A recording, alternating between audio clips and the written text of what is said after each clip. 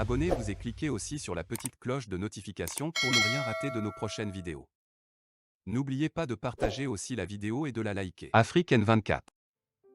Bonjour chers frères et sœurs, aujourd'hui la météopolitique ivoirienne s'intéresse au coup d'État au Burkina Faso.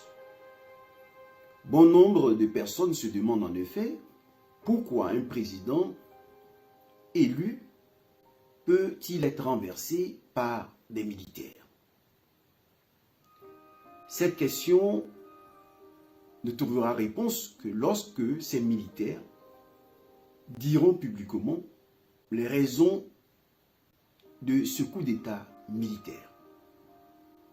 Mais il faut déjà prévenir tous les présidents des États membres de la CEDEAO et leur dire qu'ils courent tous le risque d'être renversés de cette façon par des militaires. Pourquoi? Parce que ces chefs d'État membres de la CEDEAO ont violé leur propre constitution en violant la Charte africaine des droits de l'homme. En ces 3 points que je vais énumérer. Et ces 3 points, nous les retrouvons de l'article 19 à l'article 24 de la Charte africaine des droits de l'homme. Il est dit que tous les peuples sont égaux.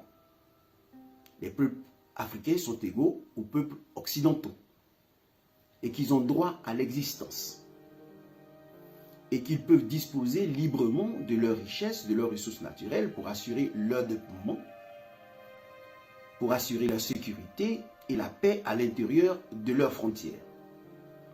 Et troisièmement, il est dit que la Charte africaine des droits de l'homme condamne toute forme de colonialisme, de néocolonialisme et l'apartheid.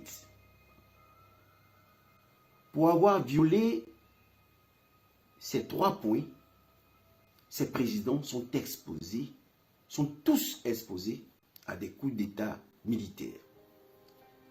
Il s'agira de savoir si ces coups d'État militaires sont peaufinés par la France ou ces coups d'État militaires proviennent d'une armée républicaine. Eh bien, la question se pose au Burkina Faso. On attend la déclaration des militaires pour avoir une idée nette de ce qu'ils sont en train de faire au Burkina Faso. Mais nous savons que tout part du Mali. Les militaires au Mali, en collaboration avec la société civile, ont décidé de se concéder un temps pour se débarrasser des occupants, des intégristes religieux musulmans, avant de passer aux élections. Ces militaires se sont inspirés certainement de ce qui s'est passé en Côte d'Ivoire.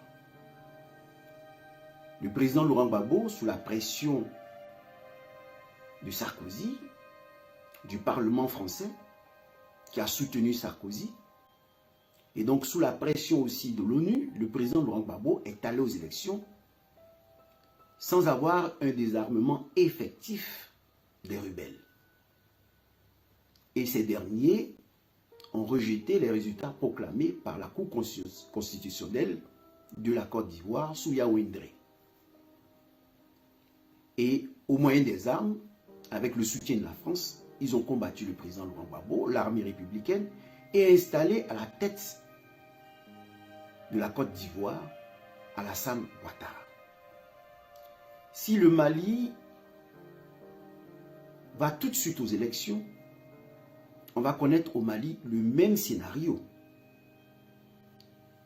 Les intégristes religieux musulmans soutenus par la France vont rejeter les résultats des élections et imposer à la tête du Mali un président qui va reconduire les accords militaires avec la France. Ces accords militaires qui nient aux Maliens le droit à l'existence, comme les essais nucléaires du général de Gaulle dans le Sahara, sur le sol africain, qui niait aux peuples africains le droit à l'existence. Aujourd'hui, cette forme de terrorisme qui endeuille les populations des 5 pays du Sahel et aujourd'hui endeuille aussi la Côte d'Ivoire, eh bien, nous nous rendons compte que cette forme de terrorisme est une gangrène, un cancer dont nous devons nous débarrasser. Et voilà que ces chefs d'État africains se sont permis d'imposer des sanctions militaires, des sanctions économiques, des sanctions de toutes sortes au Mali pour affamer le peuple et l'obliger à suivre ce que dit la France. C'est une forme de colonialisme. C'est une violation de la Charte africaine des droits de l'homme.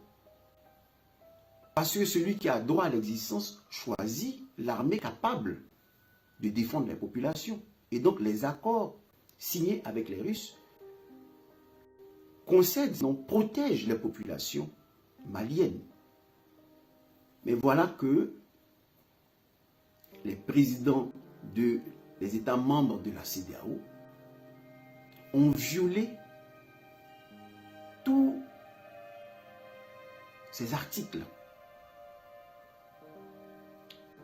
Et nous nous retrouvons aujourd'hui dans une crise que la France veut exploiter. Donc, dire aujourd'hui que le président Roch-Kaboré n'a pas fait son travail, pour cela il a été renversé par des militaires, eh bien, cette conclusion serait hâtive. Alors, qu'est-ce qu'il faut comprendre? Quelle leçon faut-il tirer de ce renversement du président Roch-Kaboré par les militaires? Mais il faut dire tout simplement à tous ces présidents qui sont à la tête des États membres de la CEDEAO qu'il faut qu'ils se tournent vers le peuple, comme le font aujourd'hui les militaires à la tête du Mali. S'ils ne se tournent pas vers le peuple, parce que nous avons vu un Roch-Kaboré hésitant, les populations demandaient à Roch-Kaboré de se débarrasser des intégristes religieux musulmans et il piétinait dans cette organisation et on l'a vu aussi soutenir les sanctions économiques, militaires et autres contre le Mali. Et aujourd'hui, il en paie le prix. Il faut que nos présidents à la tête de la CEDEAO décident vraiment d'être indépendants, comme nous l'a demandé le président Laurent Gbagbo. S'ils refusent d'être indépendants, ils connaîtront le sort de Roch-Kaboré, qui a été renversé par qui? Par une armée républicaine ou par des légionnaires français. Nous attendons la déclaration des militaires pour analyser tout ce qu'ils nous diront à ce sujet. Merci. Likez la vidéo si ce n'est pas déjà fait. Laissez aussi votre point de vue en commentaire.